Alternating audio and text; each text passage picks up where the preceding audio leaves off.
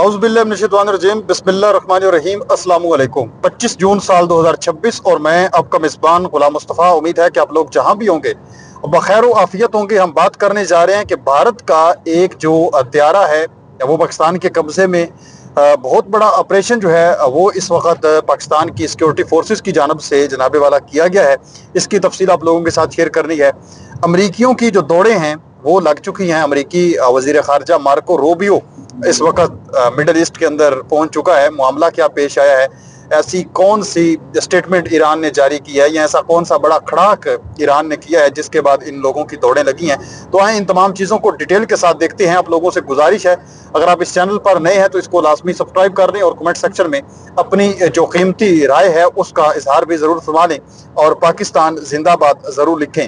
सबसे पहले नाज़रीन मोहतरम, मैं मोहम्मद बाकर कालिबाफ जो ईरान के पार्लियामेंट के स्पीकर भी हैं और जो मौजूदा मुज़ाकरात चलते रहे हैं इसमें भी वो क़यादत फरमा रहे थे अपने वफद की, तो उन्होंने एक बयान जारी किया है और ये बाकू के अंदर अज़रबैजान के अंदर एक कॉन्फ्रेंस में खिताब करते हुए ये उन्होंने बात कही है। ईरानी पार्लियामेंट के जो स्पीकर हैं मोहम्मद बाकर कालिबाफ ने कहा है कि मशरिक़ वस्ता में जंग के खात्मे के लिए ईरान और अमेरिका के दरमियान तय पाने वाला मुआहदा अमेरिका की शिकस्त का ऐलान है। यानी जो मुतालबात ईरान ने अमेरिका के सामने रखे वो अमेरिका ने तस्लीम किए, अमेरिका ने सर तस्लीम खम किया उनके सामने। ईरान जो है उसने अमेरिका के आगे घुटने नहीं टेके। जितने भी मुतालबात मंजूर हुए हैं, जितने भी चीज़ें जो हैं वो इसके अंदर मुआहदे के अंदर साबित हुई हैं, वो ईरान की तरफ से मुतालबात थे, तो उसके अंदर जो है वो ईरान सुरखरू रहा है। ये ईरान के पार्लियामेंट के स्पीकर का कहना है। इसके साथ साथ नाज़रीन मोहतरम, आप लोग जानते हैं कि मई 2025 के अंदर जब भारत और पाकिस्तान के दरमियान एक जंगी माहौल बना, उन्होंने ऑपरेशन संदूर के तहत पाकिस्तान के अंदर हमले किए और फिर पाकिस्तान ने अपने दुश्मन के दांत खट्टे भी किए और इस तरह दांत उनके खट्टे किए कि 08 का मुकाबला पूरी दुनिया के सामने है। और मेरे ख्याल में वो जंग के दौरान इतना ज़्यादा तो वायरल नहीं हुआ। सदर ट्रंप ने हमारे मीडिया से ज़्यादा उसकी तशरीह की और पूरी दुनिया के अंदर उसकी तशरीह की। पूरी दुनिया के अंदर जो है वो जिस कंट्री का विजिट कर रहा था तो वहाँ पर ये बताता था कि मैंने दुनिया में 10 जंगें रुकवाई हैं, तो 8 जंगें रुकवाई हैं, जिसमें पाकिस्तान और भारत की जंग रुकवाई और पाकिस्तान ने भारत के 10-11 त्यारे तबाह कर दिए, अगरचे हमने 8 त्यारे तबाह किए थे।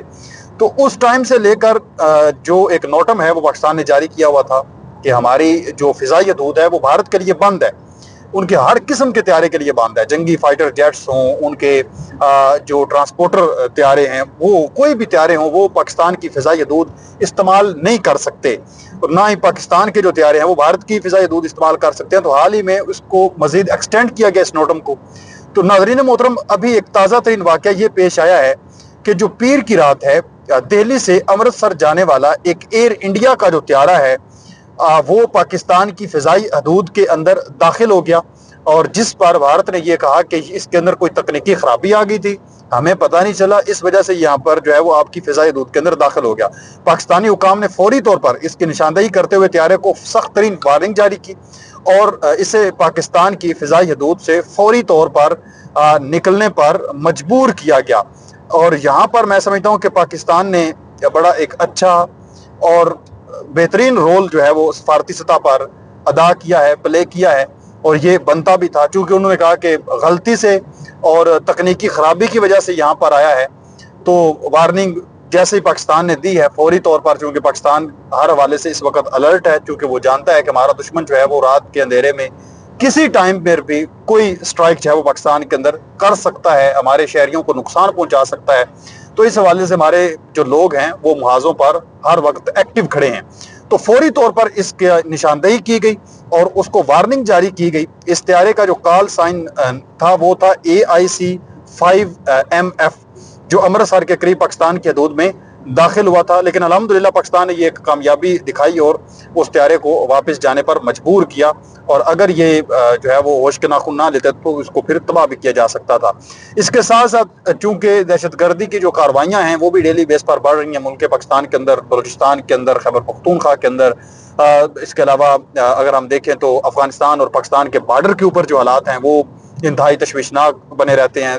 चंद दिन कबल 2 जो ड्रोन हैं जो कि अफगानिस्तान से मूव हुए पाकिस्तान के बॉर्डर के करीब, वहाँ पर वो तबाह किए गए। اور اس وقت افغانستان بدخشاں کے اندر جو ہے وہ حالات کافی زیادہ خراب وہاں پر اطلاعات موصول ہو رہی ہیں کہ معاملات انتہائی خراب ہیں، اور بڑی تعداد میں جو طالبان ہیں وہ مارے بھی گئے ہیں اور زخمی بھی ہوئے ہیں۔ اور اس کے ساتھ ساتھ اطلاعات ہیں کہ پاکستان اور افغانستان کے بارڈر کے اوپر بھی پاکستان کی سیکورٹی فورسز جو ہیں وہ ڈیلی بیس پر بڑی کامیابی کے ساتھ جو ہے وہ اس حوالے سے آپریشن کر رہی ہیں، اور ڈیلی بیس پر ہی متعدد جو ٹی ٹی پی کے دہشت گرد ہیں وہ مارے بھی جا رہے ہیں، اور پاکستان کی جو سیکورٹی فورسز کے لوگ ہیں وہ بھی اس کے بدلے میں شہید ہو رہے ہیں۔ آج ایک جو ہے وہ آپریشن مزید کیا گیا ہے بلوچستان کے اندر۔ سیکورٹی فورسز نے سراوان ضلع خاران میں دہشت گردوں کے خلاف ایک آپریشن سراوان شروع کیا ہے، جس کے نتیجے میں یہ بتایا جا رہا ہے کہ وہاں پر بڑی کامیابی کے ساتھ ایف اے ایچ دہشت گردوں کے ساروان ویلی میں محفوظ ٹھکانوں کی نشاندہی کے بعد سیکورٹی فورسز نے علاقے کے صاف کرنے کا آپریشن شروع کیا، اور 4 سے 5 جو دہشت گرد ہیں وہ وہاں پر مارے گئے۔ اس کے علاوہ 2 جو اہم ترین آئی ای ڈی ایس کو ناکارہ بھی بنایا گیا، اور یہ اگر ناکارہ بنائی جاتی تو آپ جانتے ہیں کہ پھر ایک بڑی تباہی مچ سکتی تھی، بڑی تعداد میں لوگ شہید ہو سکتے تھے۔ دہشت گردوں کے زیر استعمال ایک گھر کو کلیئر کیا گیا، 3 عدد جو کوارڈ کاپٹرز اور 3 موٹر سائیکلیں جو ہیں وہ بھی وہاں پر ضبط جو ہے وہ کی گئی ہیں۔ اس کے ساتھ ساتھ ناظرین محترم، ایران جو ہے اس کی جانب سے آج ایک سٹیٹمنٹ سامنے آئی۔ ایران کے جو صدر ہیں مسعود پزشکیان، انہوں نے کہا کہ پاکستان اور سعودی عرب کا جس طرح سے ایک معاہدہ ہے، اس طرح کا ایک معاہدہ ہونا چاہیے۔ پاکستان، سعودی عرب، ترکیہ، یہ ممالک جو ہے وہ اس کے اندر شامل ہونے چاہیے۔ عرب دوسرے جو ممالک ہیں وہ اس کے اندر شامل ہونے چاہیے۔ اور جنگ کے دوران ایران نے بارہا یہ کہا کہ آپ خود مختار جو ہے وہ بنیں اور اپنی جو فورسز ہیں وہ تیار کریں، اور آپس میں کوئی ایک معاہدہ کریں، ایک مسلم نیٹو ہونی چاہیے، امریکہ کے رحم و کرم پر آپ نہ رہیں۔ تو ابھی ناظرین محترم یہ بات ہو ہی رہی تھی کہ ہم دیکھتے ہیں کہ امریکہ کے جو وزیر خارجہ ہیں مارکو روبیو، وہ اس وقت مڈل ایسٹ کے اندر پہنچ چکے ہیں۔ کویت کے اندر اہم ترین ملاقاتیں ہیں، دبئی کے اندر ملاقات کی جائے گی، اس کے علاوہ بحرین کے اندر جی سی سی کا جو اجلاس ہے وہ طلب کیا جائے گا، وہاں پر بات چیت کی جائے گی۔ تو ان کو کیوں بھیجا گیا ہے؟ امریکی وزیر خارجہ کو اس وجہ سے یہ ہنگامی سطح پر مڈل ایسٹ کے اندر بھیجا گیا ہے کہ جو عرب ممالک ہیں ان کو وہ اعتماد ملیں کہ آپ جناب والا ہمارے اوپر اعتماد رکھیں، ہم اپنا ایئر ڈیفینس سسٹم آپ کو مہیا کریں گے، ہر طرح کی تکنیکی، اس کے علاوہ دفاعی تمام ہم آپ کو سہولیات جو ہے وہ میسر کریں گے، آپ کی حفاظت کریں گے۔ تو یہ اس وجہ سے اس وقت دوڑیں جو ہیں وہ ان کی لگ چکی ہیں، کیونکہ یہ جانتے ہیں کہ ایران نے ایسی تباہی پھیری ہے کہ ایک ہمارا دبدبا تھا، ایک روب تھا پوری دنیا پر کہ ہم سپر پاور ہیں، تو وہ چیز ہماری اب ختم ہو چکی ہے۔ ایران نے ایسا کیا ہے ہمارے ساتھ۔ تو ایران کے جو وزیر خارجہ ہیں عباس عراقچی، ان سے آج رپورٹر نے سوال کیا کہ آپ امریکہ کے ساتھ جنگ بندی کی درخواست کیوں نہیں کرتے تھے؟ یعنی ایران جو ہے وہ کیوں نہیں درخواست کرتا تھا؟ ایران کا ہمیشہ ایک ہی بیان ہوتا تھا کہ اگر ٹرمپ نے جنگ کرنی ہے تو جنگ کے لیے تیار ہیں، اگر اس نے بات چیت کرنی ہے تو بات چیت کے لیے تیار ہیں۔ تو امریکہ بعد میں کہتا تھا کہ ٹھیک ہے جی ہم بات چیت کرنے کے لیے تیار ہیں، بات چیت ہونی چاہیے، تو آپ نے جنگ بندی کے لیے کیوں نہیں درخواست کی جس طرح سے امریکہ درخواست کر رہا تھا؟